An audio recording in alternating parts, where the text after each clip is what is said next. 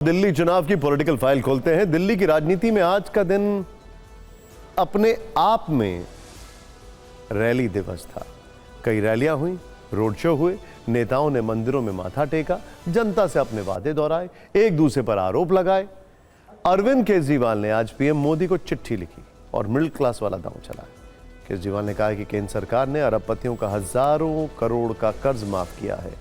अगर सरकार पूंजीपतियों का कर्ज माफ करना बंद कर दे तो इतनी रकम में मिडिल क्लास से इनकम टैक्स का बोझ हाफ और जीएसटी माफ हो सकता है। अगर सरकार को कर्ज माफ ही करने हैं तो मिडिल क्लास लोगों के गाड़ियों वाले लोन और होम लोन माफ करने चाहिए। केजरीवाल मिडिल क्लास वाला दांव चल रहे थे तो राहुल गांधी दलित वोट बैंक को साध रहे थे। राहुल गांधी आज दिल्ली के चुनावी दंगल में उतरे। सुबह वाल्मीकि मंदिर में पूजा की, शाम को दिल्ली के पटपरगंज में चुनाव प्रचार किया। इस दौरान राहुल के निशाने पर ज्यादातर केजरीवाल ही रहे।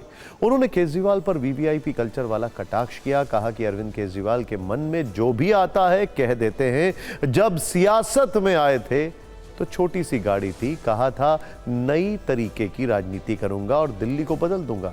एक बार बिजली के पोल पर चढ़ गए थे। जब गरीबों को उनकी जरूरत थी तब नहीं दिखे। जब दिल्ली में हिंसा हुई तब कहीं नहीं दिखे। साफ राजनीति का दावा करते थे और सबसे बड़ा शराब घोटाला दिल्ली में हुआ। केजरीवाल शीश महल में रहते हैं, यह सच्चाई। केजरीवाल ने इस पर भी जवाब दिया और सवाल पूछा कि नेशनल हेराल्ड केस में राहुल गांधी की गिरफ्तारी अब तक क्यों नहीं हुई।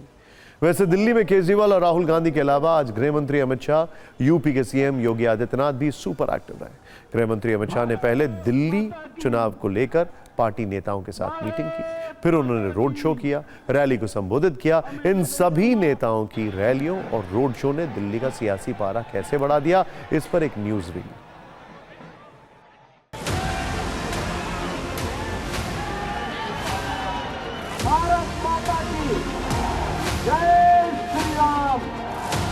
इसलिए मैंने प्रधानमंत्री जी से इस पत्र के जरिए दो निवेदन किए हैं।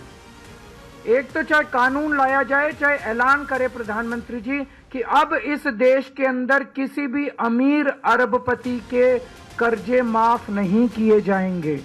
अगर कर्जे माफ करने हैं तुमको, मिडिल क्लास के कर्जे माफ करो ना।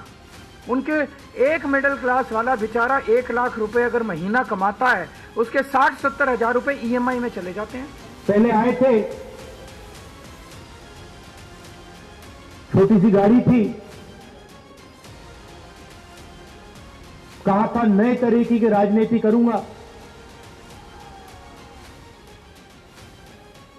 इलेक्ट्रिक पोल पर चढ़ गए थे। केजरीवाल जी महल में रहते हैं, शीश महल में रहते हैं। जिस सरकार पर और जिस पार्टी पर भ्रष्टाचार का मुकदमा दर्ज हो रखा है, न केवल इनके नेता बल्कि आम आदमी पार्टी स्वयं भी आज के दिन पर भ्रष्टाचार के अपराधी बनकर के कटघरे में खड़ी हुई है।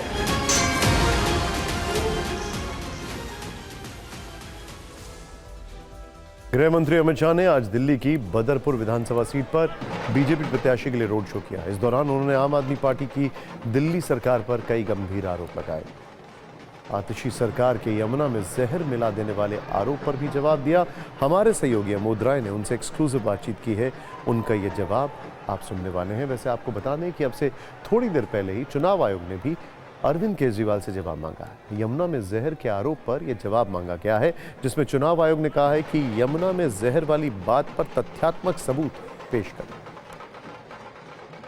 गृह मंत्री जी, दिल्ली में चुनाव सभा पे है और वैसे में केजरीवाल एक नया विषय लेकर आए हैं। पानी बोल रहे हैं जहरीला कर दिया भाजपा सरकार हरियाणा ने। मैंने आज सार्वजनिक सभा में केजरीवाल जी को पूछा है कि हरियाणा सरकार ने जहर मिला है, ऐसा आपके पास रिपोर्ट है, वो किस प्रकार का जहर है, इसका सार्वजनिक करें, रिपोर्ट को सार्वजनिक करें। और उन्होंने अगर पानी रोका था तो एक भी गांव तो डूबा नहीं।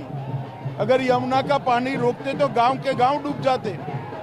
ये तीनों चीज की स्पष्टता उन्होंने करनी चाहिए। मैंने मेरे जीवन में चुनाव जीतने के लिए करोड़ों लोगों को आतंकित करने वाला एक बयान देकर, झूठ बोलकर चुनाव जीतने का इतना हल्का प्रयास, ओछा प्रयास मेरे जीवन में नहीं। आज वो गए थे इलेक्शन कमीशन में आपके तरफ से भी लोग गए और उसके बाद भी वो कह रहे हैं कि नहीं, जो अमोनिया आ रहा है वो जरूरत से ज्यादा छोड़ा जा रहा है। जहर, इन्होंने पॉइजन शब्द का प्रयोग किया है। कौन सा पॉइजन है, मैं इतना ही एक ही बात का वो जवाब दे, कौन सा केमिकल वॉर मतलब कौन सा पॉइजन डाला है, इसका जवाब केजरीवाल जी ने देना चाहिए।